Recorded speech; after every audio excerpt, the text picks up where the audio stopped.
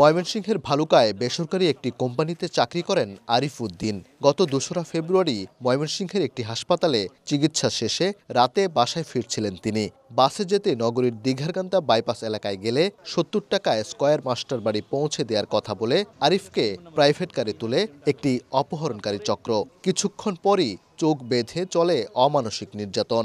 এরপর মুক্তিপণ নিয়ে ঢাকা ময়মনসিংহ মহাসড়কে ত্রিশালের বৈলরে প্রাইভেট কার থেকে ফেলে চলে যায় অপহরণকারীরা। ড্রাইভার বলতেছে, ভাই কই যাবেন? ভিতরে যে দুইজন যাত্রী থাকে পিছের সিটে, তারা বলতেছে, ভাই আসেন, আমরা যাচ্ছি, আসেন। ওঠার পরে যে মাঝখানে যে লোকটা থাকে এটা লাভ দিয়ে বমির ভাব ধরে আমার বাম সাইড চলে আসে। আইসাইরা পরে একটা মার্কেট টুপি পরিয়ে দেয়, তারপর তারা মার্কেট শুরু করে। যা বলতে তাই বলি, তাই কিন্তু মেরে ভালো। চক্রটির মূল হোতা গাজীপুরের শাহাদাত প্রায় ৮ বছর আগে প্রাইভেট কার চালক থাকা অবস্থায় এই অপকর্মে যুক্ত হয়। ৩ দফায় প্রায় ২ বছর কারাভোগও করেছে।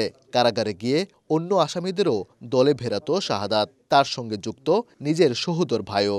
কাজ করি প্রাইভেট কার দাও, মানুষ তুলে তুলে টিয়াটা রেখে নামাই। আমি মাত্র 2 দিন, আমি বলছি স্যারদের সাথে। আমার কাজ ছিল গাড়ি চালানো, প্যাসেঞ্জার হিসাবে উঠাইতো, বলতো যে টাকা পয়সা দে, যা পাইতো তাই নিত, আর বিকাশে যেগুলি থাকতো এগুলি নিয়ে যায়। চক্রটির ৪ সদস্যকে গ্রেফতার করেছে ময়মনসিংহ জেলা গোয়েন্দা পুলিশ। উদ্ধার করা হয়েছে অপরাধে ব্যবহৃত একটি প্রাইভেট কার, 5টি মোবাইল ও ৮৭,০০০ টাকা। শনিবার বিকেলে সংবাদ সম্মেলনে এই তথ্য জানায় পুলিশ।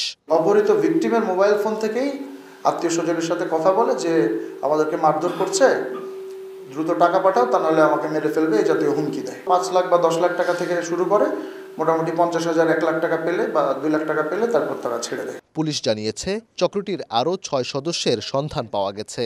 তাদের ধরতে চলছে অভিযান। উবায়দুল হক, সময় সংবাদ, ময়মনসিংহ।